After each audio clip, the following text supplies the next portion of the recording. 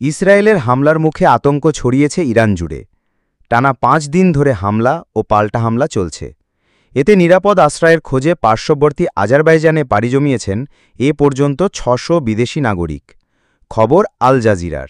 France ভিত্তিক বার্তা সংস্থা এএফপিকে দেওয়া এক বিবৃতিতে নাম প্রকাশে অনিচ্ছুক আজারবাইজান সরকারের এক কর্মকর্তা বলেন, ইসরায়েল ও ইরানের মধ্যে সামরিক উত্তেজনা শুরু হবার পর থেকে ১৭টি দেশের ৬০০র বেশি নাগরিক ইরান থেকে আজারবাইজানে প্রবেশ করেছেন।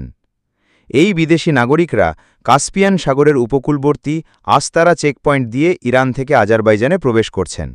সেখান থেকে তাদের আজারবাইজানের রাজধানী বাকুর বিমানবন্দরে নেওয়া হচ্ছে এবং আন্তর্জাতিক ফ্লাইটে নিজ নিজ দেশে পাঠানো হচ্ছে। আজারবাইজান সরকার সূত্র জানায়, যারা ইরান ছেড়েছেন তাদের মধ্যে Russia, Belarus, Kazakhstan, Kyrgyzstan, Tajikistan, Uzbekistan, Germany, Spain, Italy, Serbia, Romania, Portugal, যুক্তরাষ্ট্র, সংযুক্ত আরব আমিরাত, চীন, ভিয়েতনামের নাগরিক রয়েছেন। সম্মানিত দর্শক, আমাদের ভিডিও আপনার ভালো লাগলে চ্যানেলটি সাবস্ক্রাইব করুন।